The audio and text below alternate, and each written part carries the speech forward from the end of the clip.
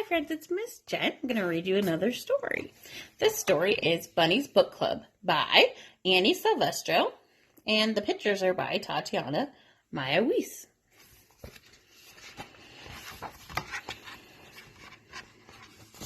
Bunny loved books.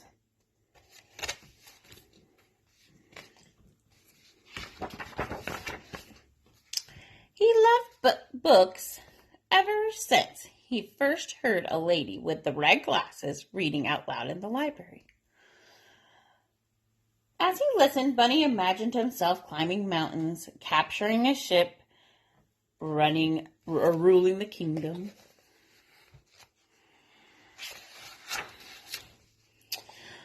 But when summer ended, story time moved back inside. Bunny wasn't sure if animals were allowed in the library.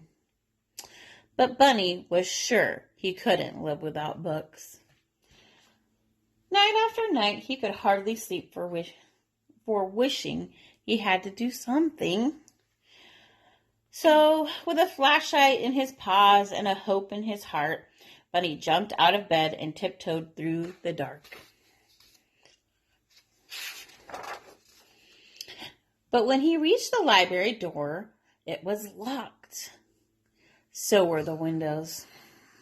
Bunny tried digging, climbing, and yanking. Nothing worked. Until finally he noticed.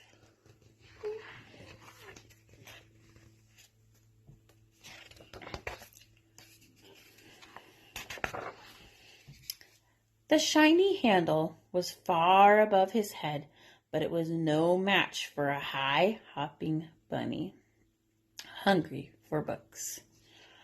Bunny leapt. He clung to the bar, flung himself over, and wiggled his cottontail through the slot. He landed inside with a thud.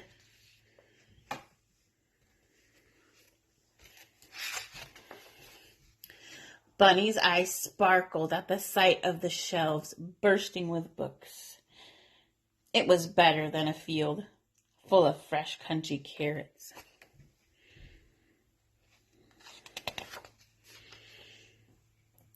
Bunny didn't know where to start.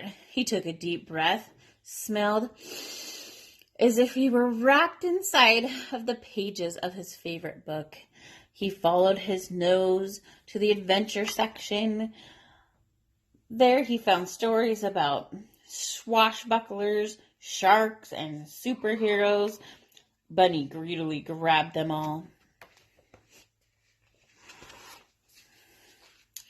His whiskers twitching with excitement, he slipped his treasures through the book slot one by one.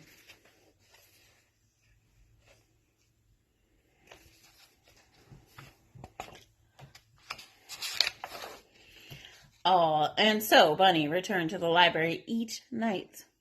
He searched and sneaked and scurried back to read. Then one evening a loud knock startled Bunny. He closed his book, opened the door. "Where have you been?" asked Porcupine. "Reading," said Bunny. "Why?" said Porcupine. Bunny's eyes popped wide open. "Why?" he sputtered. "Have you ever been to the library?" It was time for Bunny to let Porcupine in on the secret. "Are you sure this is a good idea?" said Porcupine. "Calm your quills," said Bunny. "I'm too prickly. I'll never fit." I'm trying to fit him in here. Bunny pushed and shoved until pop went Porcupine. Bunny slipped in and flipped on his flashlight. "Whoa," said Porcupine. "I know," said Bunny. "Do you think there's a story about balloons?" "I've always wondered about balloons." "Most definitely," said Bunny. Mom, can I see? Okay. Sure enough, Porcupine found books on balloons and on deserts and dunes, on caterpillars and cocoons. When Bunny handed him one about hedgehogs, he hugged it. Two friends took turns cramming books out of the slot. Two towers teetered so high they could barely carry them back to Bunny's, and they cozied up with cups of tea and carrot muffins, and together they read until sunrise.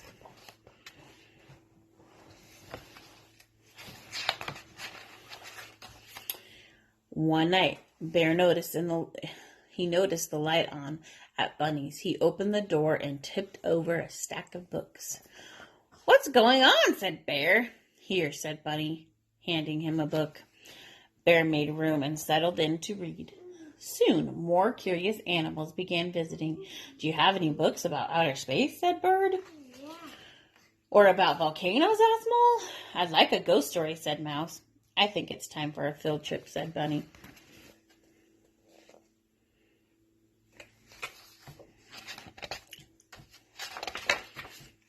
One by one, the animals stuffed themselves inside the library. Bear caused a bit of a delay. They scattered about, sniffing the stacks, pawing over pages. Squirrel gathered stories about the circus. Raccoon nabbed one about outlaws and bandits. Frog found fairy tale. No one heard the key in the front door. No one heard the clack, clack, clacking of the footsteps. No one heard the light flick on.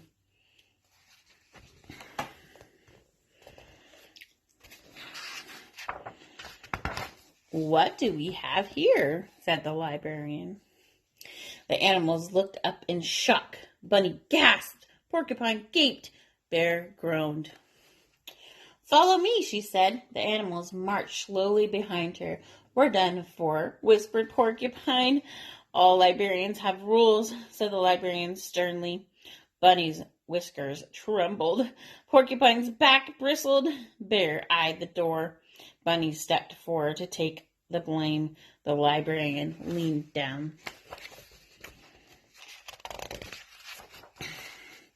"The first rule is every book lover must have one of these," she said. She handed Bunny and his friends shiny new library cards. "Now you may borrow books," she said, smiling, "as long as you return them, of course." Bunny couldn't believe his ears. They could keep coming to the library? He beamed as his fellow readers then bounced to the shelves. He picked the perfect book, and he proudly checked out the very first official selection for Bunny's Book Club.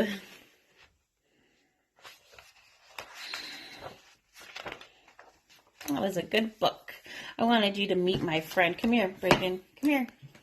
This is my son, Braden. He was the one chattering in the back. What? Say hi, Braden. Hi, Braden. Say hi, friends. Hi, friends. We'll see you later. See you later. Bye.